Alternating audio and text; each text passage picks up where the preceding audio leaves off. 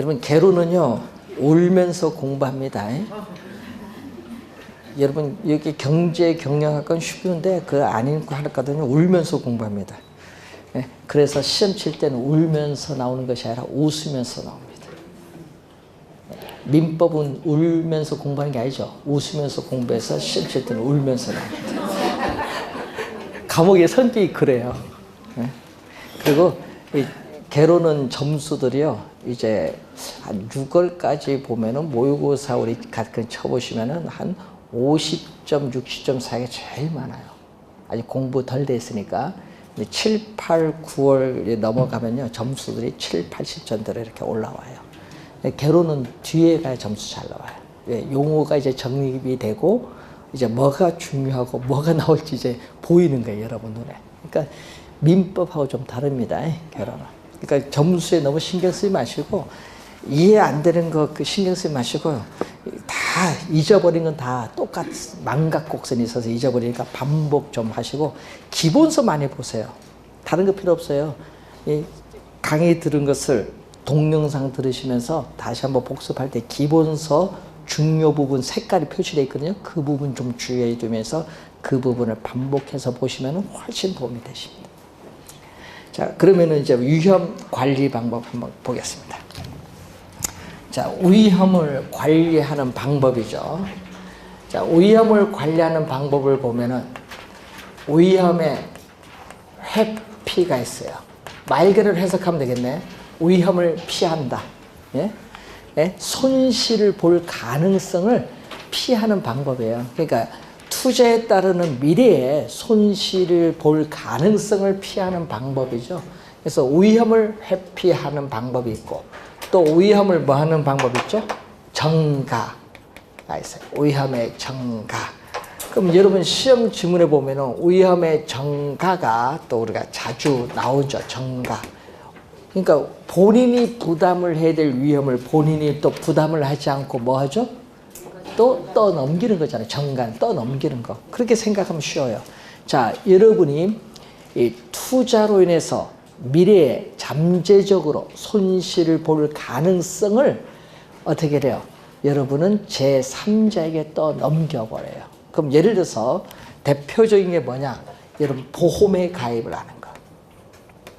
자, 보험회사에 자, 미래의 불확실성에 따른 위험을 여러분 보험회사에 보험에 가입을 함으로써 위험을 누구에게? 보험회사에 떠넘겨버려요. 보험에 가입하는 것 대표적이죠. 위험의 정가. 그리고 부동산에서는 뭐가 있겠어요? 여러분이 임대인과 임차인 사이는 어떻게 돼? 임대차 계약을 통해서 임대료를 결정을 합니다. 그런데 물가가 지속적으로 상승하는 인플레이션이 발생을 하면은 화폐 가치는 하락을 하니까 어떻게 돼요? 임대인이 손해를 봐요? 임차인이 손해를 봐요? 돈을 받는 임대인이 돈의 가치가 떨어짐으로써 손해를 봐요. 그래서 인플레이션에 따르는 위험이 발생하기 때문에 이 위험을 임대인은 임대를 뭐 한다? 인상함으로써 누구에게? 임차인에게 정가를 해요. 그것도 위험의 뭐다? 정가가 돼. 위험의 정가. 자, 위험을 또 뭐 할 수 있다? 보유할 수 있어요. 위험을 또 보유한다. 위험을 보유한다. 자, 여러분이 손실의 가능성을 스스로 뭐 하겠다? 부담하겠다. 위험에 손실을 볼 가능성. 예? 투자에 따른 미래의 손실을 볼 가능성 본인이 스스로 부담하겠다. 대표적으로 외부적 요인에 의해서 감가, 부동산 가치가 감소하죠. 감가상각 요인이 발생한 경우에는 뭐를 한다? 그 감가상각에 따르는 충당금을 설정해서 스스로 위험을 부담하겠다는 것을 우리는 위험을 뭐다? 보유한다. 그리고 위험을 통제하는 경우 있어요.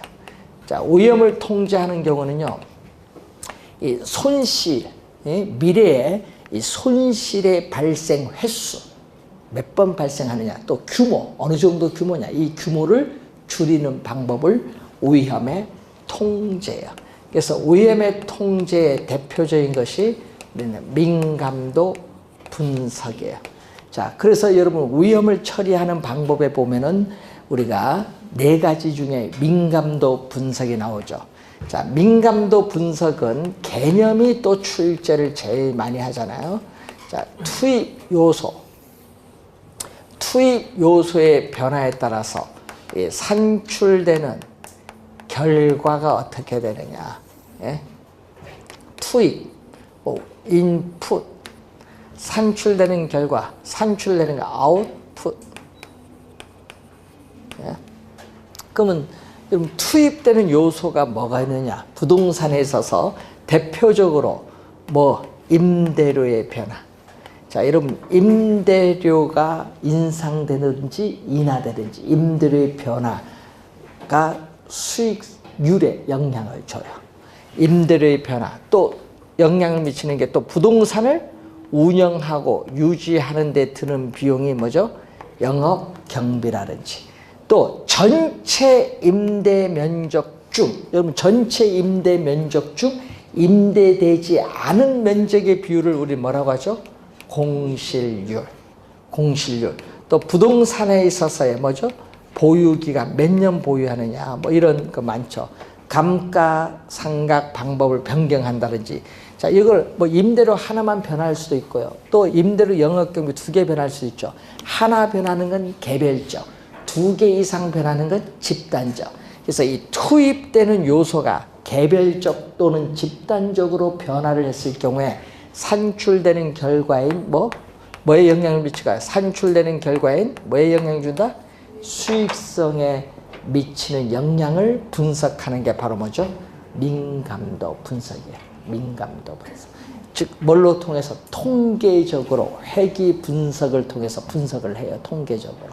그래서 이 민감도 분석이 위험을 통제하는 대표적인 또 방법입니다. 민감도 분석 개념은 시험 지문에 자주 나옵니다. 민감도 분석. 올해도 나왔죠. 자, 그리고 거기 위험을 처리하는 방법에 또 뭐가 있어요? 민감도 분석이 있지만 또 위험한 투자를 제외시키는 방법이 있어요. 자, 여러분 위험한 투자를, 여러분 위험을 처리하는 방법 중에 위험한 투자를 제외시키는 방법이 있거든요. 즉 투자한 원금을 잃지 않으려고 국채와 같은 정부가 보증한 안전한 자산에만 투자를 하는 거예요. 예? 예? 이런 것은 위험에 회피하는 대표적 사례. 여러분 위험한 투자를 제외시키는 방법은 위험 회피의 대표적 수단이죠. 자, 그리고 또 뭐가 있죠? 보수적인 예측 방법이 있어요. 보수적. 자, 이 보수적인 예측 방법.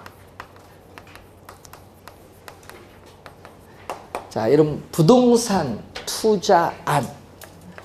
예. 자, 투자안으로부터 우리가 장래 기대되는 수익률. 자, 부동산 투자안으로부터 장래 기대되는 수익률을 우리는 최고의 기대 수익률, 또 중간의 기대 수익률, 또 최소의 기대 수익률이 있겠죠.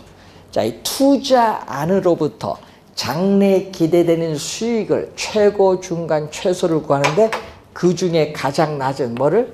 최소. 그러니까 투자안으로부터 장래 기대되는 수익을 가능한 한 가장 낮게, 가능한 한 가장 낮게 최소로 기준해요. 최소. 요걸 기준해서 뭐와 비교해야 돼? 예? 최소인 기대 수익률과 뭐를? 요구 수익률. 요 2개를 뭐죠? 비교해서 투자 결정을 하는 방법을 우리는 보수적 예측에 의한 투자 방법입니다. 그러니까 투자안으로부터 장래 기대되는 수익을 가능한 한 가장 낮게 최소로 예측을 해요. 최소로 예측을 해서 이걸 기준으로 요구 수익률과 비교해서 투자 결정을 하는 방법을 보수적 예측에 의한 투자 방법입니다. 최소입니다. 요걸 비교하는 게 아니라 최소 갖고 비교하는 거고. 자, 그리고 위험 조정 할인율. 우리 아까 위험 조정률 배우셨는데 위험 조정 할인율을 우리는 사용하는 방법. 올해 시험에 여기서 정답을 또 물었어요. 정답 지문을 여기서 물었는데 위험 조정 할인율을 사용하는 방법인데, 자, 부동산 가치는, 자, 부동산에 있어서의 가치는 부동산 소유에서 비롯되는, 자, 여러분 부동산 가치는 부동산 소유에서 비롯되는 장래 기대되는 수익을 현재의 가치로 환원한 값인데, 여러분 현재의 가치로 환원할 때는 뭐예요? 여러분 장래에 기대되는 수익은 미래 가치고, 현재의 부동산 가치로 고치려면 이자율을 적용해야 돼요? 할인율을 적용해야 돼요? 아까 앞 시간에 배웠잖아요. 뭐를 적용? 할인율. 틀려도 괜찮아요. 자신 있게 대답하세요. 그러면 다음에는 안 틀려요. 기억이 오래 남아요. 할인율을, 우리는 할인율이 뭐를? 할인율이 요구 수익률을 적용해요. 예?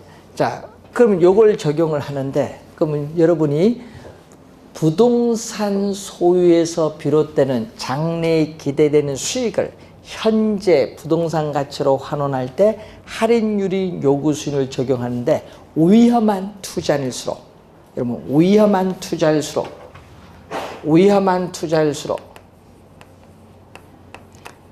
자, 여러분 아까 앞 시간에서 투자자가 부담하는 위험이 높으면 어떻게 돼요?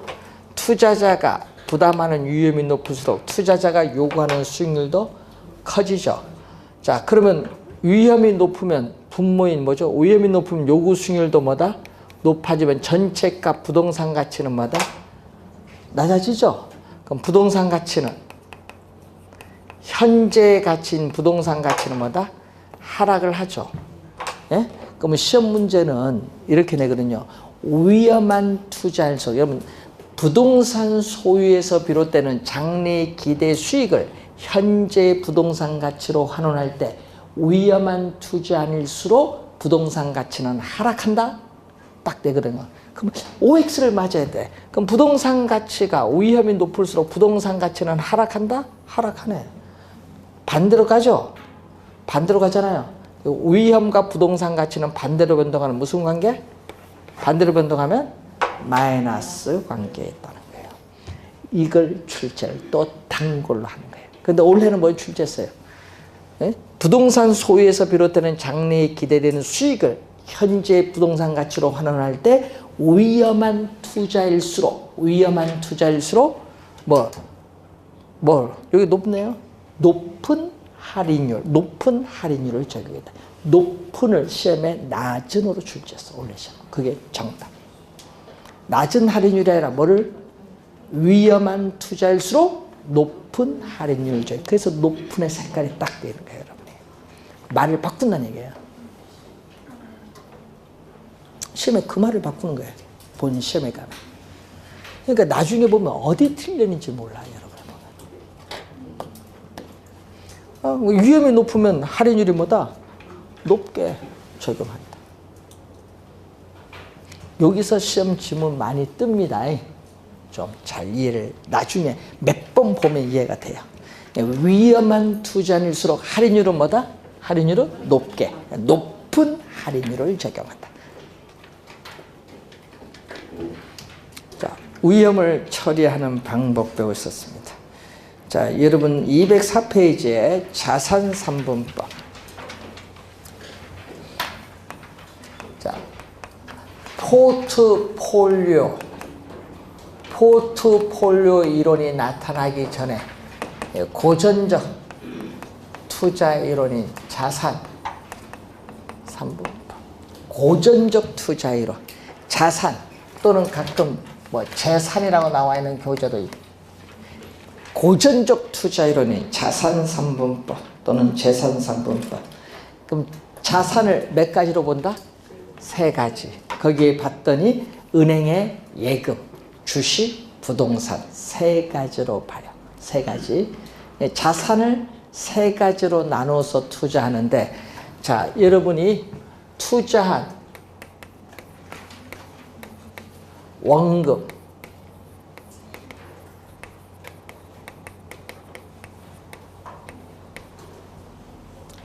자, 원금의 위험 부담은 뭐와 관련이냐면요. 여러분, 안전성. 그리고 황금. 부동산을, 예를 들어서 여러분이 자산을 처분하여 현금화하는 데 걸리는 시간을 우리는 황금의 위험 부담과 관련해서 황금성. 자, 경제적 가치의 위험 부담과 관련해서 수익성. 자, 여러분, 우리는 투자의 3대 위험 부담이 원금의 위험 부담, 황금의 위험 부담, 경제의 가치에 따른 위험 부담. 요게 3대 위험 부담이죠. 이 3대 위험 부담에서 안전성, 황금성, 수익성이 나타나요. 수익성. 그럼 거기에 보면 안전성, 황금성, 수익성이 3대 위험 부담과 관련 있는 겁니다. 그러면은 이 자산상분법은 어떻게 돼요? 투자 자금을 투자하는데 뭐에 따라서 우리 시장의 경제 상황에 따라 자산을 은행 예금, 부동산, 주식에 적절히 나누어서 투자하는 것을 뭐라고 한다? 자산상분법이에요. 그런데 문제는 경제 상황에 따라 보유 비중이 달리합니다. 그런데 문제는 원금의 위험 부담은 안전성은 뭐다? 안전성은 뭐가 높아? 은행 예금이 우선 국가가 보증하니까 안전성이 가장 높아요. 그렇죠? 안전성이 가장 높고, 주식 같은 경우에는 안전성 면에서 뭐다? 불리해. 또 은행 예금, 안전성 면에서 우리가 좋죠. 또 부동산도 뭐해서? 안전성 면에서 또 좋아요. 부동산도. 뭐만 안 좋아요? 주식이 안전성 면에서 가장 불리해요. 그런데 황금성은 뭐야? 아까 우리 부동산 처음 배웠을 때, 투자론 배울 때 황금성, 부동산을 처분해서 현금화하는 데 걸리는 시간이 오래 걸리죠. 황금성 면에서 가장 불리한 게 뭐다? 부동산이에요. 주식은 처분해서 3일 만에 현금화가 돼요. 네? 그리고 여러분, 은행 예금은 바로 현금화, 통장 찾으면 되니까. 그러니까 부동산이 황금성 면에서 가장 불리해. 수익성은 또 뭐가? 여러분, 수익성은, 주식은 수익성이 높으니까 주식 투자를 많이 하겠죠. 주식, 부동산 이런 것은 수익성이 높은데, 우리 은행 예금은 안전성이 관련해서 우리가 좋다 보니까 국가가 보증하면 상당히 안전성이 좋죠. 그럴 경우는 수익률이 가장 또 낮아요. 네.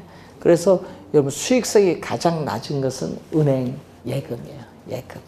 그러니까 예금 많이 합니까? 안 하죠. 예. 보통 예금은 안 하죠. 예금을 하지 않고 수익성이 가장 낮고, 여기 정기예금도 수익률이 보면 많이 낮잖아요. 요즘에 몇 프로, 한 2.78% 되는데 상당히 낮습니다.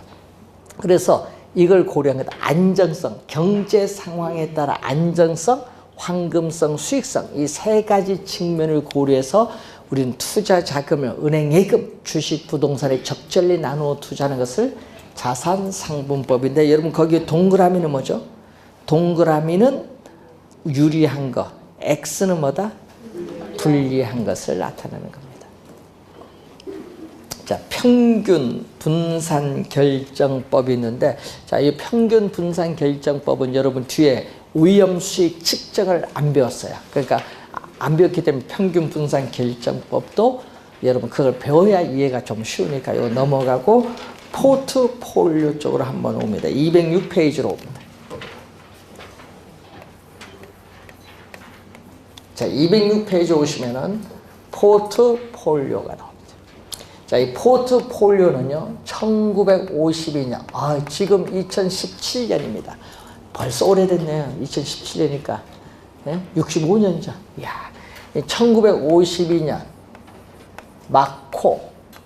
마코위츠라는 사람이 있어요. 미국의 마코위츠라는 사람이 포트폴리오 선택이라는 논문을 발표를 해요. A4 용지 한 7장 그러니까 옛날에 저를 번역할 때 보니까 한 8장 정도 되는데, 이 포트폴리오 선택이라는 논문을 발표를 해서 이 포트폴리오라는 용어가 처음 사용을 하게 됐어요. 예, 원래 주식시장에서 관찰해서 나온 용어거든요. 그러니까 주식시장과 밀접한 관련을 가지고 있는 거예요. 포트폴리오 원래는. 자, 그래서 이 마코 이치라는 학자가 이 포트폴리오라는 선택 논문을 통해서 노벨 경제학상을 이제 받게 되는데, 그만큼 투자 이론에 이 고정적 투자 이론의 혁신을 가져와서 현대적 투자 이론에 뭐를 제공했어요? 기초를 이제 제공을 한 겁니다. 그래서 포트폴리오는요, 항상 주의를 할 것은 투자 자금을 한 자산에 집중적으로 투자하면 위험이 너무 높아요. 예? 한 자산에 몰빵하면 위험이 높다. 그래서 투자 자금을 여러 자산에 나누어 뭐를 해야 된다? 분산 투자를 해야 돼. 그래서 투자 자금을 여러 자산에 나누어 분산 투자한다. 그럼 원래 주식시장에서 나타나니까 주식 투자할 때도 한 주식에 투자하지 말고 하나는 뭐다? 그래서 전자에 투자하면 하나는 어디에? 예? 제약에 투자하고 하나는 또 어디에? 식품, 이런 식으로 분산 투자를 해야 된다. 예? 다른 산업 측면에서. 그래서 여러 어떻게 돼요? 자금을 여러 자산에 나누어 분산 투자를 하는데, 분산 투자에 따르는 목적이 뭐예요? 왜 분산 투자예요, 여러분? 예? 분산 투자하는 목적은요, 위험을 줄이는 걸 목적으로 해요. 그런데 주의해야 될 것은, 분산 투자를 하는 것은 위험을 줄이는 것을 목적으로 하지 미래에 예상되는 기대 수익률과는 아무런 관련이 없어요. 여러분, 기대 수익률과는 아무런 관련 없어요. 분산 투자에 따르는 목적은 위험을 줄이는 것을 목적으로 한다. 항상 이걸 염두에 두셔야 돼요. 위험을 줄이기 위해서 분산 투자한다는 거예요. 수익률을 높이기 위해서 분산 투자하는 게 아니에요. 위험을 줄이기 위해서 분산 투자한다. 자, 그러면은 우리 포트폴리오 개념을 배웠으니까, 포트폴리오는 시험에 나오면요, 정답 지문으로 진짜 많이 나오는 게 있어요. 그것을 이제 우리 위험, 체계적 위험과 비체계적 위험, 207페이지에 나오는 이 그림이 엄청나게 많이 나와요. 자, 포트.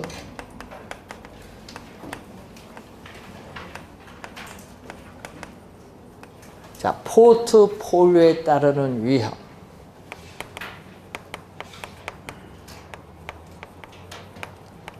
자, 포트폴리오에 따른 위험. 포트폴리오를 구성하는 자산의 수. 자, 위험이 이렇게 갑니다. 그림을 보시면은,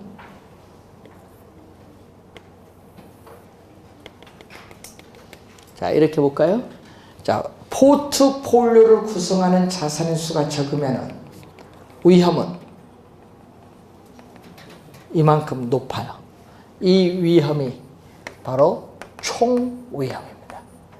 총위험. 자, 총위험은 체계적 위험과 뭐의 합?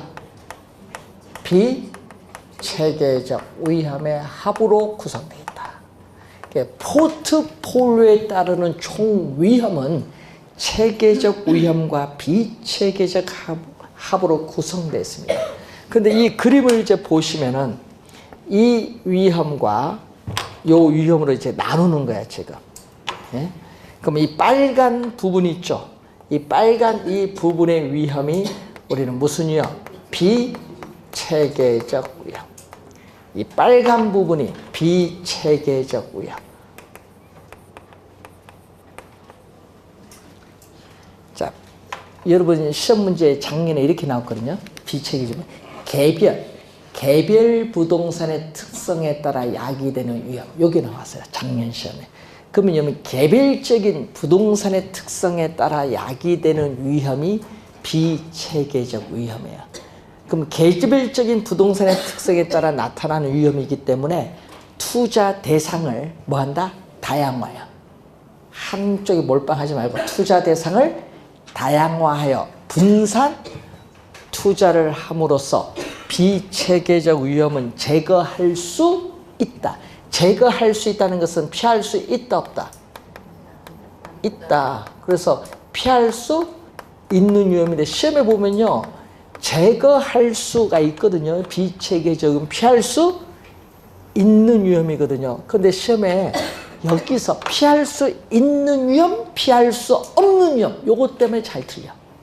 시험 문제. 말을 바꾸거든요. 피할 수 있는데, 자, 봅니다. 비가 와서 우산을 쓰면 비를 피할 수 있다. 하나만 정확히 하면 돼. 비가 와서 우산을 쓰면 비를 피할 수 있다. 나중에 시험 질문, 정답 질문을 많이 묻거든요. 나올 때 왔다 갔다 하시면 안 돼요. 체계적, 비체계적. 체계적 위험과 비체계적 개념이 다릅니다. 비체계적 위험은 피할 수 있는 위험. 제거할 수 있다, 없다? 있다. 제거할 수 있다. 그런데 요 밑에 있는 위험 있죠. 파란 위험. 이 파란 위험은 무슨 위험이냐 하면요. 체계적 위험이야. 자, 이 파란 위험은 체계적 위험. 체계적 위험입니다. 이 체계적 위험은 예를 들어서 인플레이션이 발생한다든지 대출 금리가 인상된다든지 부동산 시장에서의 경기가 침체하고 있으면은 부동산 시장에 존재하는 모든 부동산에 다 영향을 미치죠. 미쳐요. 그러니까 피할 수가 없는 거예요. 그래서 여기는 체계적 위험은 시장의 힘, 시장이 가지는 힘에 의해서 야기되는 위험이기 때문에 우리는 시장에 존재하는 모든 부동산에 다 영향을 미치기 때문에 여기는 피할 수 없는 위험이다. 그러니까 여러분 딱 구별을 해야 돼요. 그러니까 여기는 뭐다? 체계적 위험은 피할 수 있다, 없다? 없다, 없다. 요거 구별 잘 해야 됩니다. 비체계적 위험은 피할 수 있는 위험, 체계적 위험은 피할 수 없는 위험. 여기서 여러분 작년, 재작년 계속 정답 그쪽에서 말을 바꾸거든요. 지금 시험 문제 계속. 네.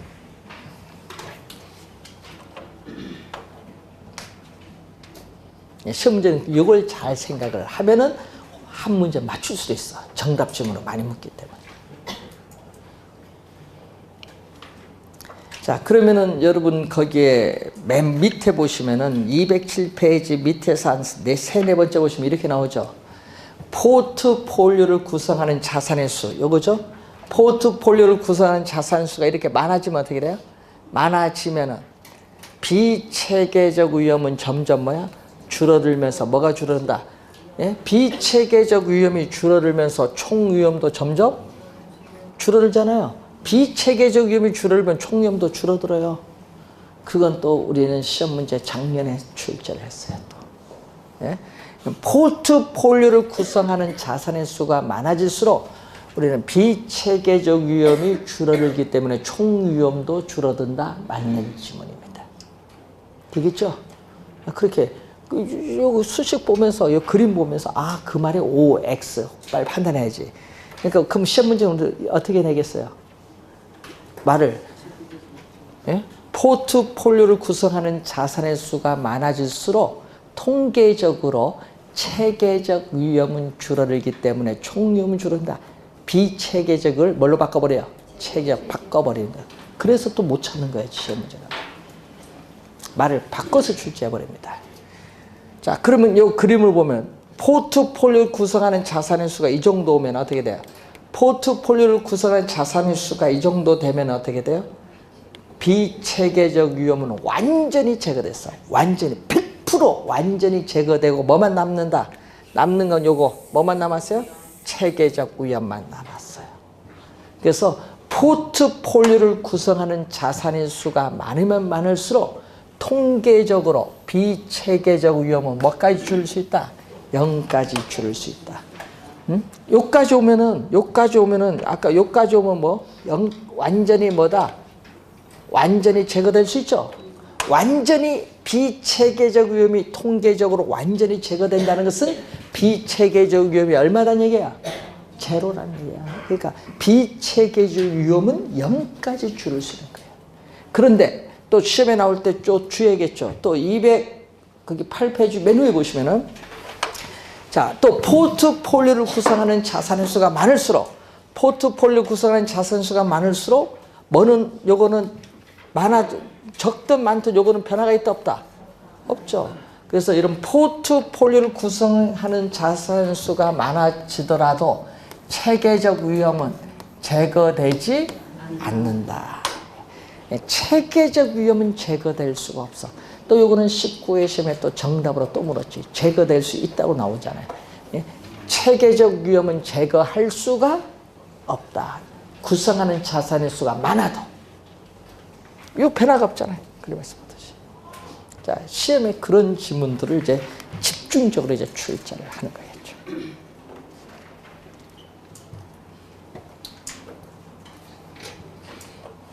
자, 체계적 위험, 비체계적 위험은 시험에 진짜 많이 출제되는 용어입니다. 자, 상관, 계수라는 용어가 있어요. 자, 상관, 계수는 이런 포트폴리오를 구성하는 요건 두 자산. 그럼 여러분 두 자산이니까 예를 들어서 뭐 아파트, 상가 뭐 이런 식으로 포트폴리오를 구성하는 두 자산입니다. 두 자산 간의 수익률의 움직임, 여러분 수익률의 움직임 또는 수익률의 움직임, 변동. 그럼 시험 지문에 반드시 수익률의 움직임, 변동이란 이 말이 떴다. 수익률의 움직임, 변동이란 말이 뜨면은 여러분 빨리 머릿속에 뭐가 떠올라야 되냐면 상관계수가 떠올라야 돼. 수익률의 움직임을 우리가 측정하는 지표야. 포트폴리오를 구성하는 두 자산 간의 수익률의 움직임을 측정하는 지표인데 이 상관계수는 마이너스 1. 여러분 계산은 못해도 돼. 왜? 통계적으로 공분사는 여러분 모르는 용어가 나와요. 그러니까 계산은 안 되거든요. 그러면 말이 출제할까요? 그 시험 문제는 말로 출제하는데 상관계수의 값은 마이너스 1과 뭐 사이? 플러스 1 사이인데 마이너스 1과 플러스는 양극단적인 값이야. 일반적으로 요 사이에 있거든요. 마이너스 1 플러스 1 사이 있는데 마이너스 1과 플러스는 양극단적인 값. 앞에 마이너스 1이나 플러스 1이나 다 뭐를 붙이면 돼? 예? 앞에 다 뭐를 붙이면 돼? 완전자를 붙여. 완전. 그럼 마이너스일 때는 마이너스라니까 완전한 마이너스 완전한 음의 상관관계라고 하고 여기는 완전한 플러스니까 양의 상관관계다. 예?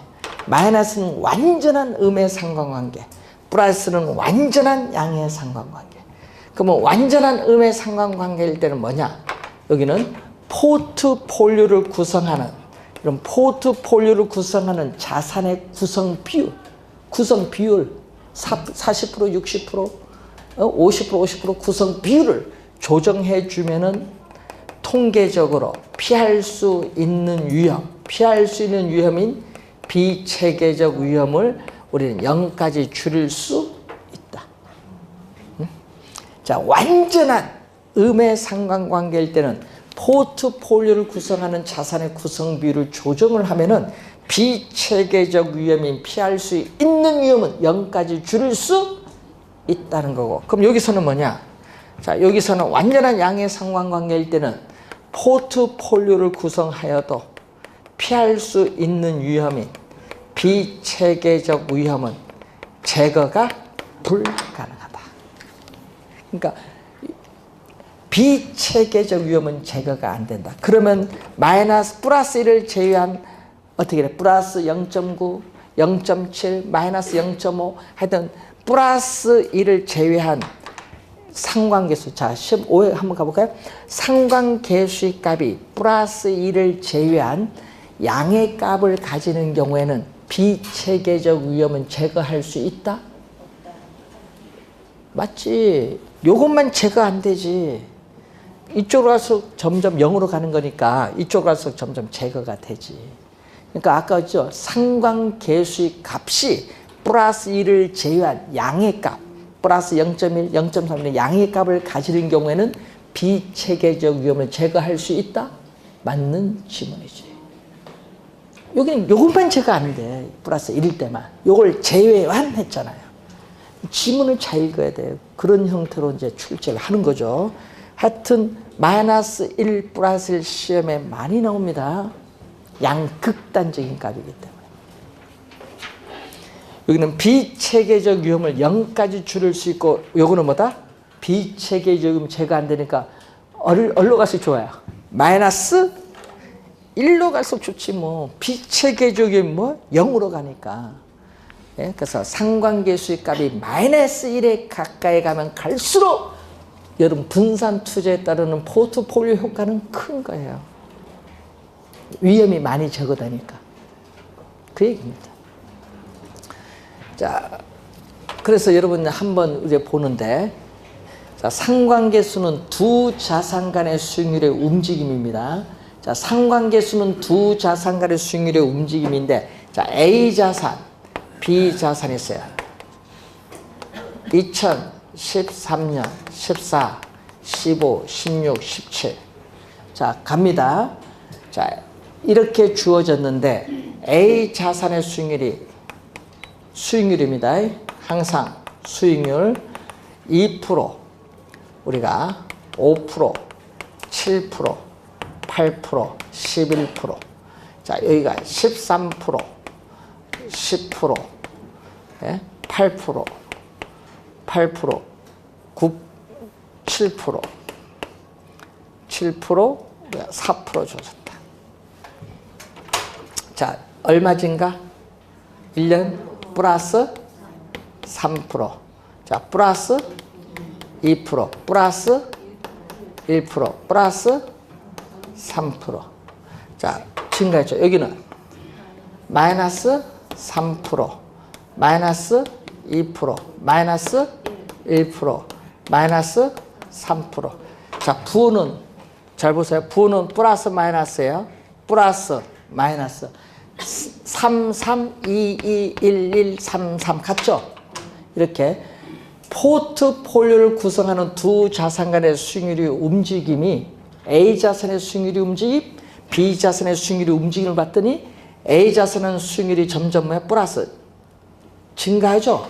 여기는 점점 감소하죠? 감소하면 어떻게 돼? 우리는 이렇게 나올 때는 상관계수의 값이 마이너스야.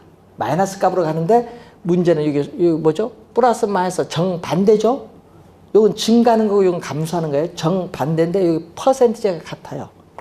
즉 수익률의 움직임이 정반대로, 하나는 플러스면 하나 마이너스 정반대로 같은 값으로 3, 3 같은 크기로 변동하게 되면은 이때는 상관계수의 값이 마이너스 1이야. 이런 형태로 변동할 때. 네? 수익률이 요건 증가하고 한 자산의 수익률이 증가하고 다른 자산의 수익률은 감소하면은 상관계수의 값은 마이너스인데 문제는 이렇게 3%, 3%, 2%, 2% 같은 크기로 변동하면은 상관계수의 값은 얼마 된다? 마이너스 1값이 되는 그런 경우. 예? 그래서 뭐 이런 건 시험에 나오지 않는데 마이너스 1이라는 의미가 뭐냐 이걸 알아야 돼. 마이너스는 상관계수의 값이 마이너스 값이 나온다는 것은 수익률의 움직임이 뭐다? A 자산의 수익률의 움직임이 증가하면 B 자산의 수익률의 움직임이 뭐다? 이렇게 감소하죠. 이런 경우는 마이너스. 근데 A 자산의 수익률도 어떻게 돼? 증가하고 B 자산의 수익률도 뭐 한다? 증가한다. 둘 다 증가하면 그때는 뭐다? 상관계수 값은 뭐다? 플러스. 그겁니다. 마이너스라는 의미와 플러스라는 의미를 이해를 해 두시면 돼요. 자, 오늘 강의는 이 정도로 우리가 오늘 하고요. 우리가 다음 주에는 211페이지에 현금 수지의 측정에 관련된 몇 가지 중요 용어를 설명하고 금융위로 넘어가도록 하겠습니다. 자, 오늘 수고하셨습니다. 안녕히 가십시오.